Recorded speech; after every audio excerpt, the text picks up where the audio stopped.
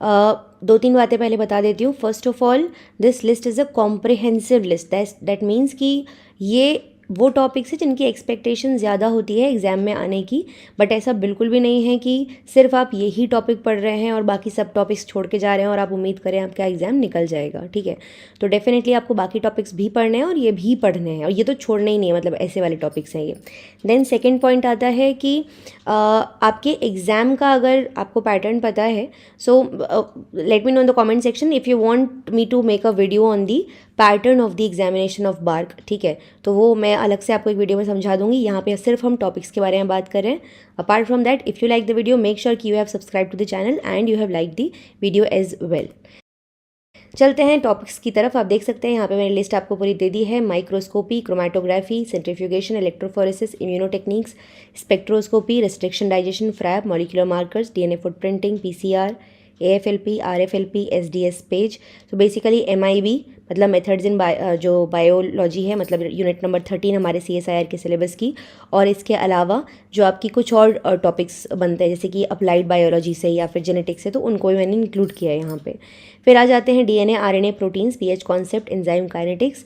ये पूरा आपका जो बायोकेमिस्ट्री वाला पार्ट है वहाँ पे आ जाएगा। और इसके अलावा मैं एक चीज़ मेंशन करना भूल गई हूँ यहाँ पे, विच इज़ मेटाबॉलिज्म। तो मेटाबॉलिज्म में जितना भी पार्ट आता है, जितने भी मेटाबॉलिज्म के आपके इंडाइसिस है, जैसे कि फॉर एग्जांपल प्रोटीन मेटाबॉलिज्म या फिर लिपिड मेटाबॉलिज्म, कार्बोहाइड्रेट मेटाबॉलिज्म, वो सभी आपको ज़रूर से यहाँ पर पढ़ना है, जिसमें कि रेस्पिरेशन बहुत इंपॉर्टेंट पार्ट है।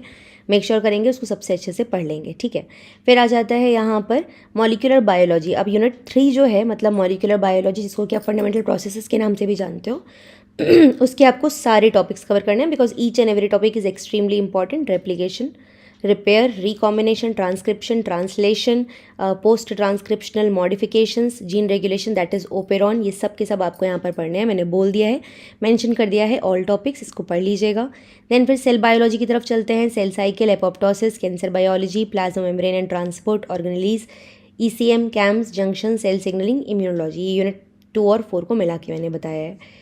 फिर आ जाते हैं यूनिट नंबर 6 पे, फोटोसिंथेसिस। इसमें सब सारे जितने भी पाथवेज हैं, C3, C4, C2, कैम, सब सारे पाथवेज यहाँ पर आ जाएंगे। फिर ABCD, model of flower development, respiration में अगेन आपको पूरा डिटेल में पढ़ना है। ग्लाइकोलिसिस, क्रेब साइकिल, ETC, बीच के जो पाथवेज होते हैं, PPP, एवरीथिंग। ठीक है, देन नाइट्रोजन मेटाबॉलिज्म, इसमें सबसे इंपॉर्टेंट पार्ट होता है जीन्स वाला, कौन कौन से जीन्स हैं, किस किस तरीके से वो फंक्शन कर रहे हैं, एक्सेट्रा। हार्मोन्स, फाइटो हार्मोन्स भी पढ़ने हैं, और जो आपके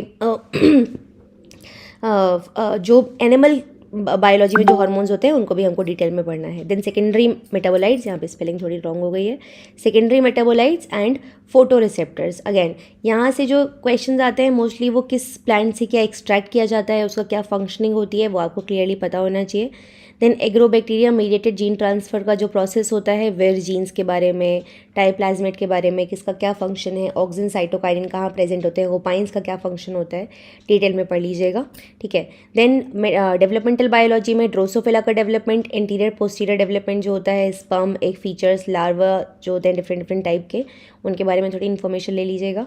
देन जेनेटिक्स में pedigree, complementation, HFR, linkage map, crosses, mutation, mutagens, genetic recombination, ये वाला पार्ट आ जाएगा पूरा, जिसमें कि रिकॉम्बिनेशन इज ये कॉमन टॉपिक है यूनिट 3 से। ठीक है, फिर एनिमल फिजियोलॉजी में जो आपका एक्सक्रीटरी सिस्टम है, इसके अलावा जो कुछ और छोटे मोटे इस तरीके के टॉपिक्स हैं, जहाँ जैसे कि फॉर एग्जांपल ब्लड में हो गया, हार्ट के बारे में फंक्शनिंग हो गई थोड़ा बहुत, साइनेप्सिस के बारे में थोड़ी फंक्शनिंग हो गई, क्या कौन से रिसेप्टर्स वगैरह काम कर रहे हैं, किस तरीके से सिग्नलिंग मॉलिक्यूल्स फंक्शनिंग कर रहे हैं, थोड़ा उसको देख लीजिएगा।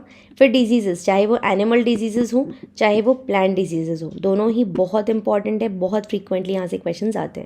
सब्सटेंसेस जो कि आइसोलेट किए जाते हैं और उनके क्या क्या फंक्शंस हैं। फिर इकोलॉजी में आ जाता है इकोलॉजिकल पिरामिड्स, स्पेसिएशन, आपको पता है स्पेसिएशन हम पढ़ते हैं, KNR सिलेक्शन वगैरह भी पढ़ लीजिएगा। ठीक है, diversity, alpha beta gamma diversities, island biogeography, experiments जो भी डिफरेंट टाइप के होते हैं, नेचुरल सिलेक्शन। ठीक है, तो ये एक कॉम्प्रिहेंसिव लिस्ट है। इसके अलावा डेफिनेटली जो कंप्लीट सिलेबस है वो तो आपको देखना ही है, वो पढ़ना ही है। ये सिर्फ वो इंपॉर्टेंट टॉपिक्स का लिस्ट मैंने आप लोगों को दिया है विच आई फील कि जिनसे क्वेश्चंस आने की संभावना बहुत ज़्यादा है। प्रीवियसली भी हमने देखा है कि यहाँ से अच्छे खासे क्वेश्चंस आए हैं। इसके अलावा if you want to connect with me तो आप मुझे टेलीग्राम पे जुड़ सकते हैं, मेरे टेलीग्राम ग्रुप पे, जहाँ पर मैं आपको बहुत सारे PDFs, क्लासेस के लिंक्स, इसके अलावा इंपॉर्टेंट जो भी टॉपिक्स होते हैं, इन्फॉर्मेशन होती है, वो सब देते रहती हूँ। बहुत सारे स्टूडेंट्स ऑलरेडी वहाँ पर हैं आपके जैसे, जो कि आपस में एक दूसरे से इंटरेक्ट कर पाते हैं। इसके अलावा आप मुझे मेल कर सकते हैं dgoswami@gmail.com पे। Instagram ID is Deepshikha Goswami 6। You can join with me in platforms पे आप मेरे साथ ज्वाइन कर सकते हैं। So this is all for this video. Take care everyone, will see you in the next video guys very very soon. Take care, bye bye.